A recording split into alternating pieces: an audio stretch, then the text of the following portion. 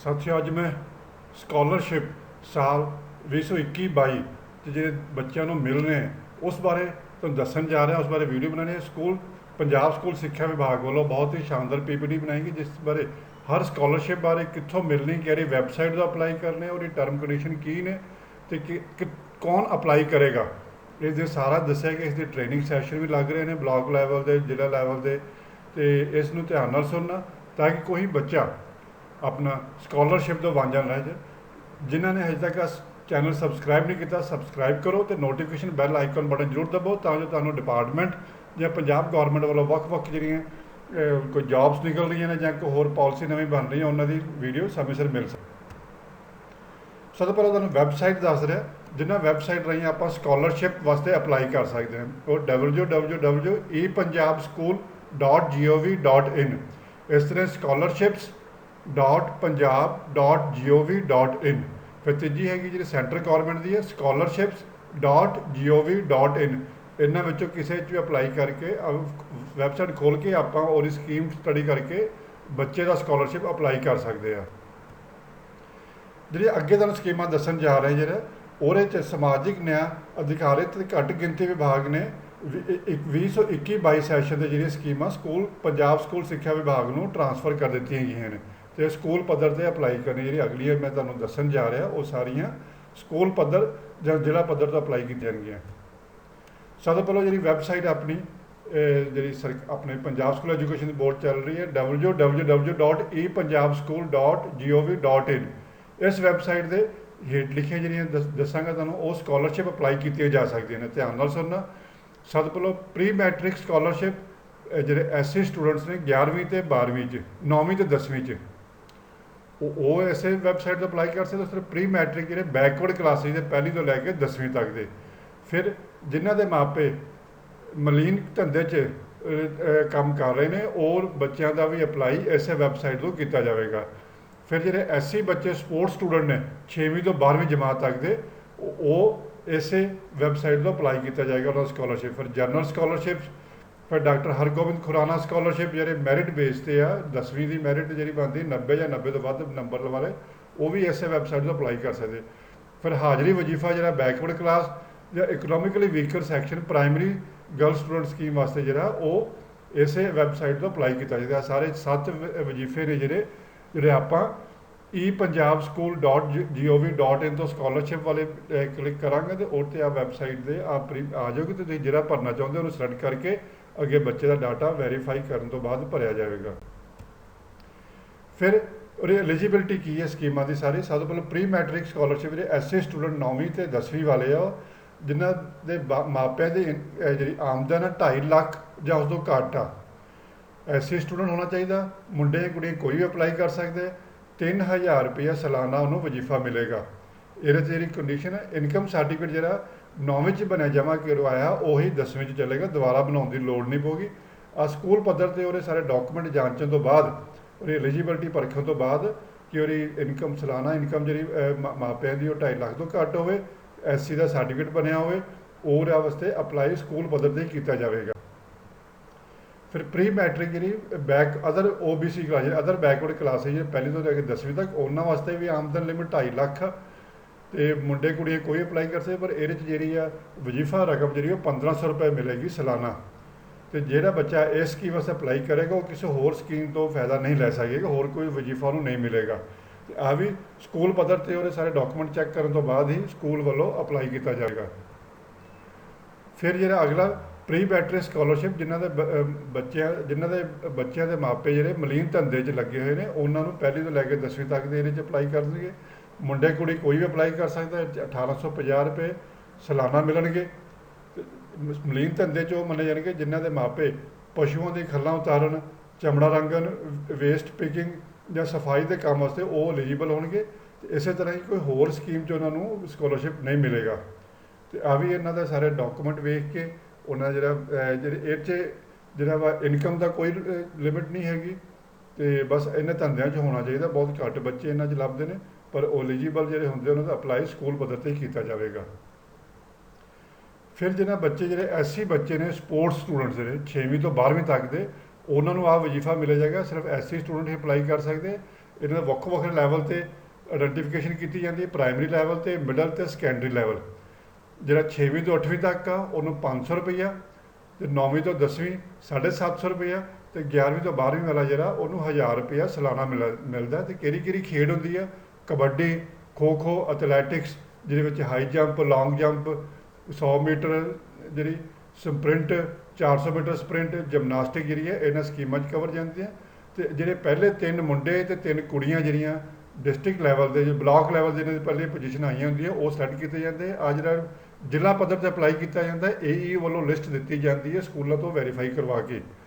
ਤੇ ਸਿਰਫ ਜਿਹੜੇ 3 ਬੱਚੇ ਬਲਾਕ ਲੈਵਲ ਜਿਹੜੇ ਫਸਟ ਆਏ ਹੁੰਦੇ ਮੁੰਡੇ ਕੁੜੀਆਂ, ਉਹਨਾਂ ਨੂੰ ਇਹ ਵਜ਼ੀਫਾ ਮਿਲਦਾ ਹੈ। ਫਿਰ ਡਾਕਟਰ ਹਰਗੋਬਿੰਦ ਖੁਰਾਨਾ ਸਕੀਮ, ਇਹਦੇ ਵਾਸਤੇ ਵੀ ਇਨਕਮ ਦੀ ਕੋਈ ਕੰਡੀਸ਼ਨ ਨਹੀਂ ਹੈ। ਇਹ 'ਚ 3000 ਰੁਪਈਆ 2 ਸਾਲ ਵਾਸਤੇ ਹਰ ਮਹੀਨੇ ਵਾਸਤੇ ਮਿਲਦਾ। ਮੁੰਡੇ ਕੁੜੀ ਕੋਈ ਵੀ ਅਪਲਾਈ ਕਰ ਸਕਦੇ, ਪਰ ਇਹਦੇ 'ਚ ਇੱਕ ਸ਼ਰਤ ਹੈ, ਬੱਚਾ ਜਿਹੜਾ ਸਰਕਾਰੀ ਸਕੂਲ ਜਾਂ ਅਦਰ ਸਕੂਲ ਦਾ ਪੜ੍ਹਿਆ ਹੋਣਾ ਚਾਹੀਦਾ। ਜਿਹੜਾ ਉਹਦੇ ਨੰਬਰ ਜਿਹੜੇ 90% ਮਿਲੇ ਹੋਣ 10ਵੀਂ ਦੇ, ਉਹ ਇਸ ਐਲੀਜੀਬਲ 90% ਤੋਂ ਵੱਧ ਜਿਹੜਾ ਸਰਕਾਰੀ ਸਕੂਲ ਜਾਂ ਅਦਰ ਸਕੂਲ 'ਚ ਜਿਹੜਾ ਇਹਦੇ ਨਾਲ ਮੈਰਿਟ 'ਚ ਆਇਆ, ਉਹਨੂੰ ਹੀ ਇਹ ਵਜ਼ੀਫਾ ਮਿਲੇਗਾ। ਆ ਵੀ ਜ਼ਿਲ੍ਹਾ ਪੱਧਰ 'ਤੇ ਅਪਲਾਈ ਕੀਤਾ ਜਾਏਗਾ। ਸਕੂਲਾਂ ਤੋਂ ਲਿਸਟਾਂ ਮੰਗਵਾਈ ਜਾਂਦੀ ਤੇ ਹੈੱਡ ਆਫਿਸ ਵਾਲੇ ਲਿਸਟ ਪ੍ਰੋਵਾਈਡ ਕਰਵਾਉਂਦੇ, ਉਹਨਾਂ ਬੱਚਿਆਂ ਨੂੰ ਹੀ ਮਿਲਦਾ ਹੈ। ਫਿਰ ਅੱਗੇ ਜਿਹੜੀ ਵੈਬਸਾਈਟ ਹੈ, ਜਿਹੜੀ ਅਗਲੀ scholarship.punjab.gov.in, ਇਹਦੇ 'ਤੇ ਕਿਹੜੇ ਵਜ਼ੀਫੇ ਅਪਲਾਈ ਕਰਨੇ ਆ? ਪੋਸਟ ਮੈਟ੍ਰਿਕ ਸਕਾਲਰਸ਼ਿਪ ਜਿਹੜੇ SC ਸਟੂਡੈਂਟ ਦੇ ਆ, ਤੇ post matric scholarship for backward students. ਜਿਹੜੀ ਪਹਿਲੀਆਂ ਸੀ ਉਹ 10ਵੀਂ ਤੱਕ ਦੇ, ਜਾਂ 10ਵੀਂ ਤੋਂ ਅੱਗੇ ਜਿਹੜੇ ਸਟੂਡੈਂਟ ਆ, SC ਸਟੂਡੈਂਟ ਤੇ BC ਸਟੂਡੈਂਟ, ਉਹਨਾਂ ਦਾ ਇਸ ਵੈਬਸਾਈਟ 'ਤੇ ਅਪਲਾਈ ਕਰਨਾ ਹੈ। ਪੋਸਟ ਮੈਟ੍ਰਿਕ ਜਿਹੜਾ ਸਕਾਲਰਸ਼ਿਪ SC ਸਟੂਡੈਂਟ ਵਾਸਤੇ ਐਲੀਜੀਬਿਲਿਟੀ, ਜਿਹੜੀ 11ਵੀਂ 12ਵੀਂ ਕਲਾਸ ਦਾ ਜਿਹੜਾ ਬੱਚਾ, ਉਹਦੇ ਜਿਹੜੇ ਕਰੰਟ ਸੈਸ਼ਨ 'ਚ 75% ਅਟੈਂਡੈਂਸ ਹੋਣੀ ਬਹੁਤ ਜ਼ਰੂਰੀ। ਮੁੰਡੇ ਕੁੜੀ ਕੋਈ ਵੀ ਅਪਲਾਈ ਕਰ ਸਕਦੇ। ਜਿਹੜੇ ਮੇਨਟੇਨੈਂਸ ਅਲਾਊਂਸ ਜਿਹੜਾ 2500 ਰੁਪਇਆ ਮਿਲਦਾ ਸਾਲਾਨਾ 11ਵੀਂ 'ਚ, ਤੇ 12ਵੀਂ 'ਚ ਜਾ ਕੇ ਉਹਨੂੰ 4000 ਮਿਲਦਾ ਹੈ। ਤੇ ਜਿਹੜੀ ਇਹਦੀ ਪਾਸ ਪਰਸੈਂਟੇਜ ਅਗਲੇ ਸਾਲ ਰਿਨਿਊਅਲ ਕਰਨ ਵਾਸਤੇ, ਜੇ 11ਵੀਂ 'ਚ ਉਹਦੇ 50% ਆਏ ਆ, ਉਹ ਐਲੀਜੀਬਲ ਹੋਏਗਾ 12ਵੀਂ 'ਚ ਸਕਾਲਰਸ਼ਿਪ ਲੈਣ ਵਾਸਤੇ, ਨਹੀਂ ਤਾਂ ਉਹਨੂੰ ਸਕਾਲਰਸ਼ਿਪ ਨਹੀਂ ਮਿਲੇਗਾ। ਆ ਵੀ ਉਹਦਾ ਡਾਟਾ ਸਾਰਾ ਐਲੀਜੀਬਿਲਿਟੀ ਸਕੂਲ ਪੱਧਰ 'ਤੇ ਚੈੱਕ ਕਰਕੇ ਸਕੂਲ ਵੱਲੋਂ ਹੀ ਅਪਲਾਈ ਕੀਤਾ ਜਾਂਦਾ ਹੈ। ਪੋਸਟ ਮੈਟ੍ਰਿਕ ਜਿਹੜੇ ਅਦਰ ਬੈਕਵਰਡ ਕਲਾਸਿਸ ਦੇ ਬੱਚੇ 11ਵੀਂ 12ਵੀਂ 'ਚ ਪੜ੍ਹ ਰਹੇ ਨੇ, 75% ਹਾਜ਼ਰੀ ਲਾਜ਼ਮੀ ਹੈ, ਤੇ 160 ਰੁਪਈਆ ਹਰ ਮਹੀਨੇ ਦਾ ਮਿਲਦਾ। ਪਲੱਸ ਜਿਹੜੇ ਫੀਸ ਫੰਡ ਹੈ, ਜਿਹੜਾ ਫੀਸ ਉਹਦੇ ਵੱਲੋਂ ਦਿੱਤੀ ਜਾਂਦੀ ਹੈ, ਉਹ ਉਨੀ ਉਹਨੂੰ ਮਿਲੇਗੀ ਸਕਾਲਰਸ਼ਿਪ ਦੇ ਤੌਰ 'ਤੇ। ਤੇ ਇਹਦੇ 'ਚ ਲਾਸਟ ਐਗਜ਼ਾਮ ਜਿੱਦਾਂ 12ਵੀਂ ਦੇ ਜਦੋਂ ਉਹਨਾਂ ਦੇ 60% ਨੰਬਰ ਹੋਣੇ ਜ਼ਰੂਰੀ ਹੈ ਉਹਦੇ ਪਿਛਲੀ ਕਲਾਸ ਦੇ, ਫਿਰ ਉਹਨੂੰ ਐਲੀਜੀਬਿਲਿਟੀ ਬਣੇਗੀ। ਆ ਵੀ ਸਕੂਲ ਪੱਧਰ 'ਤੇ ਐਲੀਜੀਬਿਲਿਟੀ ਚੈੱਕ ਕਰਕੇ ਅਪਲਾਈ ਕੀਤਾ ਜਾ ਸਕਦਾ ਹੈ। ਫਿਰ ਆ ਸਕਾਲਰਸ਼ਿਪ ਦੀ ਜਿਹੜੀ ਹੋਰ ਵੈਬਸਾਈਟ, ਜਿਹੜੇ scholarship.gov.in ਤੋਂ ਮਿਲਦੇ ਜਿਹੜੇ ਸਕਾਲਰਸ਼ਿਪ, ਜਿਹੜੇ ਇਸ ਸਾਈਟ 'ਤੇ ਆਪਾਂ ਅਪਲਾਈ ਕਰਦੇ ਹੋ। ਮਾਈਨੋਰਟੀ ਦੇ ਸਕਾਲਰਸ਼ਿਪ ਨੇ, ਪ੍ਰੀ ਮੈਟ੍ਰਿਕ ਦਾ, ਪੋਸਟ ਮੈਟ੍ਰਿਕ ਦਾ। ਉਸੇ ਤਰ੍ਹਾਂ ਜਿਹੜੇ ਡਿਸੇਬਲਡ ਸਟੂਡੈਂਟਸ ਨੇ, ਚਿਲਡਰਨ ਵਿਦ ਸਪੈਸ਼ਲ ਨੀਡ, ਉਹਨਾਂ ਨੂੰ ਪ੍ਰੀ ਮੈਟ੍ਰਿਕ, ਪੋਸਟ ਮੈਟ੍ਰਿਕ ਦਾ ਸਕਾਲਰਸ਼ਿਪ ਜਿਹੜਾ ਉਹ ਵੀ ਆਪਾਂ scholarship.gov.in 'ਤੇ ਹੀ ਅਪਲਾਈ ਕਰਨਾ। ਇਸ ਤਰ੍ਹਾਂ ਜਿਹੜਾ NMMS ਨੈਸ਼ਨਲ ਮੀਨ ਕਮ ਮੈਰਿਟ ਸਕਾਲਰਸ਼ਿਪ, ਜਿਹੜਾ ਪੇਪਰ ਆਧਾਰਿਤ ਹੁੰਦਾ ਹੈ ਵਜ਼ੀਫਾ, ਉਹ ਵੀ ਇਸੇ ਸਾਈਟ 'ਤੇ ਹੀ ਅਪਲਾਈ ਕਰਨਾ ਹੁੰਦਾ ਹੈ। ਫਿਰ ਪ੍ਰੀ ਮੈਟ੍ਰਿਕ ਜਿਹੜਾ ਸਕਾਲਰਸ਼ਿਪ ਮਾਈਨੋਰਟੀ ਵਾਸਤੇ, ਉਹਦੀ ਇਨਕਮ ਲਿਮਿਟ ਲੱਖ ਰੁਪਏ ਦੀ ਹੈ। ਜਿਹੜਾ ਲੱਖ ਤੱਕ ਇਨਕਮ ਹੈ, ਉਹਨੂੰ ਹੀ ਮਾਈਨੋਰਟੀ ਦੇ ਵਿੱਚ ਵਜ਼ੀਫਾ ਮਿਲੇਗਾ ਪ੍ਰੀ ਮੈਟ੍ਰਿਕ ਦਾ, ਪਹਿਲੀ ਤੋਂ ਲੈ ਕੇ 10ਵੀਂ ਤੱਕ ਦਾ। ਮੁੰਡੇ ਕੁੜੀਆਂ ਕੋਈ ਅਪਲਾਈ ਕਰ ਸਕਦਾ।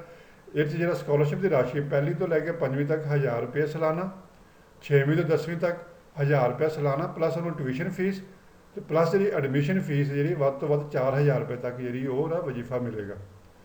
ਇਹਦੇ 'ਚ ਉਹਦੇ ਪ੍ਰੀਵੀਅਸ ਕਲਾਸ 'ਚ 50% ਨੰਬਰ ਚਾਹੀਦੇ ਆ। ਇਹ 'ਚ ਕਿਹੜੀ ਕੈਟੇਗਰੀ ਵਾਲੇ ਅਪਲਾਈ, ਕਾਸਟ ਵਾਲੇ ਅਪਲਾਈ ਕਰ ਸਕਦੇ? ਸਿੱਖ ਬੱਚੇ, ਮੁਸਲਿਮ, ਕ੍ਰਿਸਚਨ, ਬੋਧੀ, ਪਾਰਸੀ ਤੇ ਜੈਨ ਧਰਮ ਨਾਲ ਜਿਹੜੇ ਸੰਬੰਧਿਤ ਬੱਚੇ ਨੇ, ਉਹ ਅਪਲਾਈ ਕਰ ਸਕਦੇ। ਜਿਹੜਾ ਬੱਚਾ ਇਹਦੇ 'ਚ ਅਪਲਾਈ ਕਰੇਗਾ, ਉਹਨੂੰ ਕੋਈ ਦੂਜਾ ਵਜ਼ੀਫਾ ਨਹੀਂ ਮਿਲੇਗਾ, ਉਹ ਦੂਜੇ ਵਜ਼ੀਫੇ ਵਾਸਤੇ ਐਲੀਜੀਬਲ ਨਹੀਂ ਹੋਏਗਾ। ਜੇ ਮਾਈਨੋਰਟੀ 'ਚ ਬੱਚਾ ਲੈ ਰਿਹਾ, ਉਹਨੂੰ SC ਦਾ ਵਜ਼ੀਫਾ ਜਾਂ OBC ਦਾ ਵਜ਼ੀਫਾ ਨਹੀਂ ਮਿਲੇਗਾ। ਅਵੇ ਸਕੂਲ ਪੱਧਰ 'ਤੇ ਐਲੀਜੀਬਿਲਿਟੀ ਚੈੱਕ ਕਰਕੇ ਅਪਲਾਈ ਕੀਤਾ ਜਾਏ। ਫਿਰ ਅੱਗੇ ਜਿਹੜੀ ਵੈਬਸਾਈਟ ਹੈ, ਜਿਹੜੀ ਅਗਲੀ scholarship.punjab.gov.in, ਇਹਦੇ 'ਤੇ ਕਿਹੜੇ ਵਜ਼ੀਫੇ ਅਪਲਾਈ ਕਰਨੇ ਆ? ਪੋਸਟ ਮੈਟ੍ਰਿਕ ਸਕਾਲਰਸ਼ਿਪ ਜਿਹੜੇ SC ਸਟੂਡੈਂਟ ਦੇ ਆ, ਤੇ post matric scholarship for backward students. ਜਿਹੜੀ ਪਹਿਲੀਆਂ ਸੀ ਉਹ 10ਵੀਂ ਤੱਕ ਦੇ, ਜਾਂ 10ਵੀਂ ਤੋਂ ਅੱਗੇ ਜਿਹੜੇ ਸਟੂਡੈਂਟ ਆ, SC ਸਟੂਡੈਂਟ ਤੇ BC ਸਟੂਡੈਂਟ, ਉਹਨਾਂ ਦਾ ਇਸ ਵੈਬਸਾਈਟ 'ਤੇ ਅਪਲਾਈ ਕਰਨਾ ਹੈ।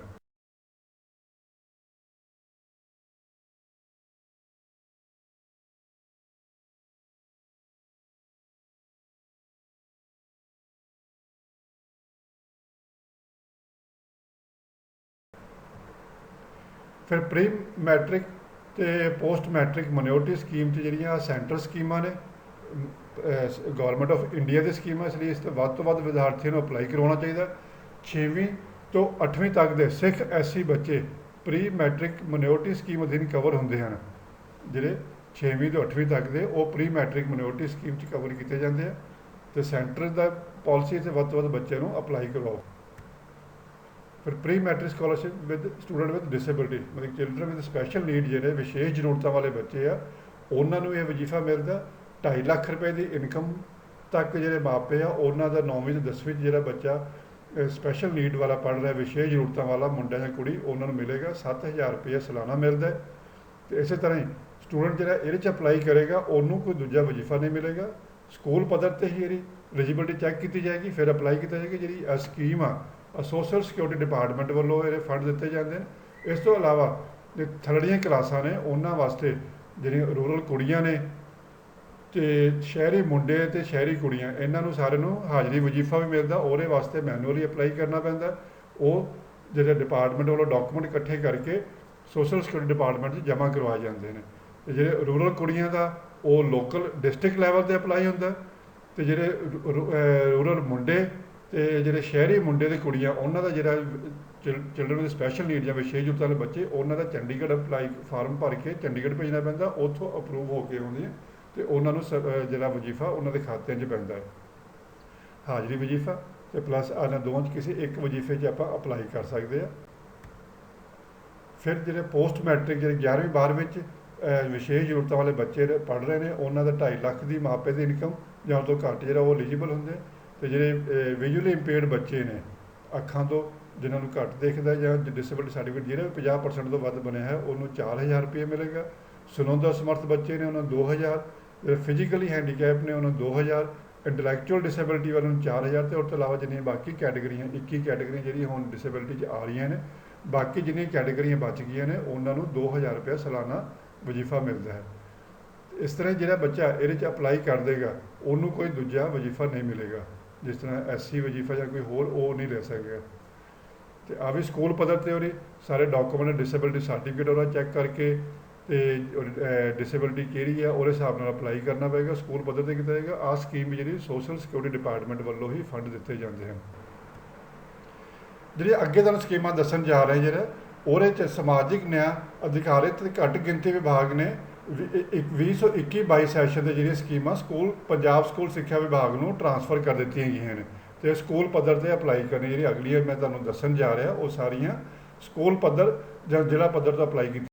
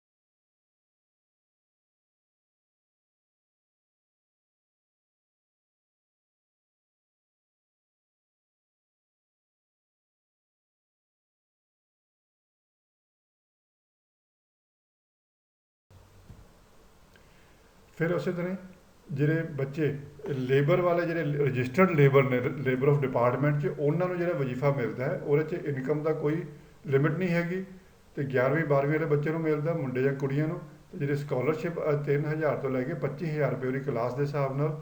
ਅਤੇ ਸਿਰਫ ਜਿਹੜੇ ਲੇਬਰ ਰਜਿਸਟਰਡ ਨੇ, ਵਾਰ-ਵਾਰ ਤੁਹਾਨੂੰ ਦੱਸ ਰਹੇ, ਜਿਹੜੇ ਲੇਬਰ ਡਿਪਾਰਟਮੈਂਟ 'ਚ ਰਜਿਸਟਰਡ ਹੋਣਗੇ, ਸਿਰਫ ਉਹਨਾਂ ਨੂੰ ਹੀ ਬੈਨੀਫਿਟ ਮਿਲੇਗਾ। ਅਤੇ ਇਹਦਾ ਜਿਹੜਾ ਪਰਫੋਰਮਾ SSA ਦੀ ਵੈਬਸਾਈਟ 'ਤੇ ਵੀ ਪਿਆ ਹੈ। ਅਤੇ ਦੂਜਾ ਜਿਹੜਾ bocw.punjab.gov.in 'ਤੇ ਵੀ, ਜਾਂ ਸੁਵਿਧਾ ਕੇਂਦਰ ਜਿਹੜਾ ਸਕੂਲ ਦੇ ਲਾਗੇ, ਉੱਥੋਂ ਜਾ ਕੇ ਵੀ ਅਪਲਾਈ ਕੀਤਾ ਜਾ ਸਕਦਾ ਹੈ। ਜੇਕਰ ਬੱਚਾ ਕਿਸੇ ਕਲਾਸ 'ਚ ਫੇਲ ਹੋ ਜਾਂਦਾ, ਫਿਰ ਉਹ ਇਸ ਕਲੇਮ ਵਾਸਤੇ ਐਲੀਜੀਬਲ ਨਹੀਂ ਹੋਏਗਾ। ਅਤੇ ਜਿਹੜਾ ਬੱਚਾ ਇਸ ਸਕੀਮ 'ਚ ਅਪਲਾਈ ਕਰੇਗਾ, ਉਹਨੂੰ ਕੋਈ ਹੋਰ ਸਕੀਮ 'ਚ ਅਪਲਾਈ ਕਰ ਸਕਦਾ ਹੈ, ਜਿਹੜਾ ਮਤਲਬ ਕਿ ਉਹ ਦੂਜੇ ਕਿਸੇ ਹੋਰ ਵਜ਼ੀਫੇ ਦਾ ਵੀ ਬੈਨੀਫਿਟ ਲੈ ਸਕਦਾ ਹੈ। ਚਾਹੇ SC ਕੈਟੇਗਰੀ ਤੋਂ SC ਦਾ ਵਜ਼ੀਫਾ ਵੀ ਮਿਲ ਸਕੇਗਾ, ਜੇ ਉਹ ਵਿਸ਼ੇਸ਼ ਜ਼ਰੂਰਤਾਂ ਵਾਲਾ ਬੱਚਾ ਨੂੰ ਵਿਸ਼ੇਸ਼ ਜ਼ਰੂਰਤਾਂ ਵਾਲੇ ਬੱਚਿਆਂ ਵਾਲੇ ਜਿਹੜੇ ਵਜ਼ੀਫੇ ਨੇ ਉਹ ਲੈ ਸਕਦਾ ਹੈ ਇਸ ਵਜ਼ੀਫੇ ਦੇ ਨਾਲ ਨਾਲ। ਫਿਰ ਜਿਹੜੇ ਇੰਪੋਰਟੈਂਟ ਪੁਆਇੰਟ ਧਿਆਨ ਰੱਖਣ ਵਾਲੇ ਉਹ ਹੈਗੇ ਵਿਦਿਆਰਥੀ ਇੱਕ ਸਮੇਂ ਇੱਕ ਹੀ ਸੈਂਟਰਲੀ ਸਪੋਂਸਰਡ ਸਕੀਮ ਜਿਹੜੀ ਕੋਈ ਵੀ ਸਕੀਮ ਜਿਹੜੀ ਗੌਰਮੈਂਟ ਆਫ ਇੰਡੀਆ ਵੱਲੋਂ ਉਹਦੀ ਇੱਕੋ ਦਾ ਹੀ ਲਾਭ ਲੈ ਸਕਦਾ ਹੈ, ਪਰ NMMS ਅਤੇ ਪ੍ਰੀ ਮੈਟ੍ਰਿਕ ਐਸੀ ਸਕੀਮ ਅਧੀਨ ਇੱਕੋ ਸਮੇਂ ਲਾਭ ਲਿਆ ਜਾ ਸਕਦਾ। ਪਰ ਇਹਨਾਂ ਦੋਨਾਂ ਸਕੀਮਾਂ ਦਾ ਜਿਹੜਾ ਪ੍ਰੀ ਮੈਟ੍ਰਿਕ ਅਤੇ NMMS ਜਿਹੜਾ ਪੇਪਰ ਰਾਹੀਂ ਸਿਲੈਕਟ ਹੁੰਦਾ ਬੱਚਾ, ਉਹਨਾਂ ਦੋਨੋਂ ਦਾ ਲਾਭ ਲੈ ਸਕਦਾ ਹੈ। ਫਿਰ ਉਸ ਤਰ੍ਹਾਂ ਸੈਂਟਰਲ ਸਪੋਂਸਰਡ ਅਤੇ ਸਟੇਟ ਸਪੋਂਸਰਡ ਸਕੀਮਾਂ ਵਿੱਚੋਂ ਵੀ ਵਿਦਿਆਰਥੀ ਇੱਕ ਸਮੇਂ ਇੱਕ ਦਾ ਲਾਭ ਹੀ ਲੈ ਸਕਦਾ ਹੈ, ਜਿਹੜੇ ਕਿ ਅਵਾਰਡ ਵਾਲੀ ਸਕੀਮਾਂ ਨਹੀਂ ਹੁੰਦੀਆਂ। ਫਿਰ ਜਿਹੜੇ ਲੇਬਰ ਡਿਪਾਰਟਮੈਂਟ ਦਾ ਵਜ਼ੀਫਾ ਲਿਆ ਜਾਂਦਾ ਉਹ ਦੂਜੇ ਵਜ਼ੀਫੇ ਲੈ ਸਕਦਾ ਹੈ। ਪਰਫਾਰਮੈਂਸ ਸਕੂਲ ਮੁਫਲ ਹਰ ਹਾਲਤ ਤਸਦੀਕ ਕੀਤੇ ਜਾਣੇ ਚਾਹੀਦੇ, ਉਹਦੀ ਤਸਦੀਕ ਕਰਕੇ ਹੀ ਲੇਬਰ ਡਿਪਾਰਟਮੈਂਟ ਨੂੰ ਭੇਜੇ ਜਾਣ। ਇਸ ਤਰ੍ਹਾਂ post matric scholarship SC OBC ਅਧੀਨ ਫੀਸਾਂ ਜਿਹੜਾ ਰਿਵਰਸਮੈਂਟ ਜਿਹੜੀ ਹੈ ਉਹ ਸਿੱਧੇ ਪ੍ਰਾਈਵੇਟ ਸਕੂਲਾਂ ਦੀ ਫੀਸ ਕੈਪਿੰਗ ਜਿਹੜੀ ਕੀਤੀ ਗਈ 12,000 ਰੁਪਏ ਪ੍ਰਤੀ ਸਾਲਾਨਾ ਅਤੇ ਸਰਕਾਰੀ ਸਕੂਲਾਂ ਦੀ ਕੈਪਿੰਗ ਜਿਹੜੀ ਐਕਚੁਅਲੀ ਫੀਸ ਉਹਨਾਂ ਨੇ ਦਿੱਤੀ ਉਨੇ ਹੀ ਪੈਸੇ ਵਾਪਸ ਉਹਨਾਂ ਨੂੰ ਸਕੂਲਾਂ ਨੂੰ ਮਿਲਣਗੇ ਜਿਹੜੀ ਫੀਸ ਉਹਨਾਂ ਦੀ। ਸਭ ਤੋਂ ਪਹਿਲਾਂ ਤੁਹਾਨੂੰ ਵੈਬਸਾਈਟ ਦੱਸ ਰਿਹਾ ਜਿਨ੍ਹਾਂ ਵੈਬਸਾਈਟ ਰਾਹੀਂ ਆਪਾਂ ਸਕਾਲਰਸ਼ਿਪ ਵਾਸਤੇ ਅਪਲਾਈ ਕਰ ਸਕਦੇ ਹਾਂ। ਉਹ www.epunjabschool.gov.in। ਇਸ ਤਰ੍ਹਾਂ scholarships.punjab.gov.in। ਫਿਰ ਤੀਜੀ ਹੈਗੀ ਜਿਹੜੀ ਸੈਂਟਰ ਗੌਰਮੈਂਟ ਦੀ ਹੈ scholarships.gov.in। ਇਹਨਾਂ ਵਿੱਚੋਂ ਕਿਸੇ 'ਚ ਵੀ ਅਪਲਾਈ ਕਰਕੇ ਵੈਬਸਾਈਟ ਖੋਲ੍ਹ ਕੇ ਆਪਾਂ ਉਹਦੀ ਸਕੀਮ ਸਟੱਡੀ ਕਰਕੇ ਬੱਚੇ ਦਾ ਸਕਾਲਰਸ਼ਿਪ ਅਪਲਾਈ ਕਰ ਸਕਦੇ ਆ।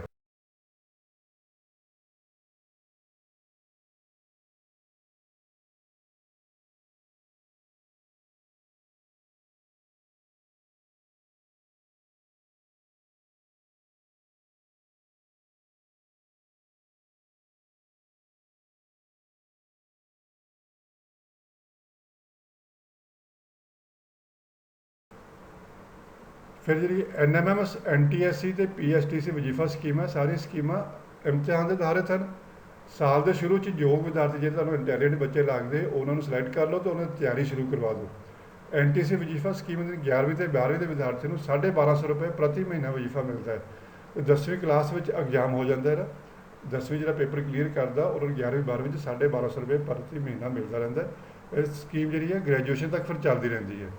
ਫਿਰ PSTSC ਜਿਹੜੀ ਹੈ ਉਹ 200 ਰੁਪਏ ਪ੍ਰਤੀ ਮਹੀਨਾ ਵਜ਼ੀਫਾ ਮਿਲਦਾ ਹੈ। ਇਹਦਾ ਐਗਜ਼ਾਮ 8ਵੀਂ ਅਤੇ 10ਵੀਂ ਕਲਾਸ ਵਿੱਚ ਹੁੰਦੇ ਹਨ। ਉਸ ਤੋਂ ਬਾਅਦ ਫਿਰ ਲਗਾਤਾਰ ਉਹਨਾਂ ਨੂੰ ਆ ਪੈਸੇ ਮਿਲਦੇ ਰਹਿੰਦੇ ਹਨ।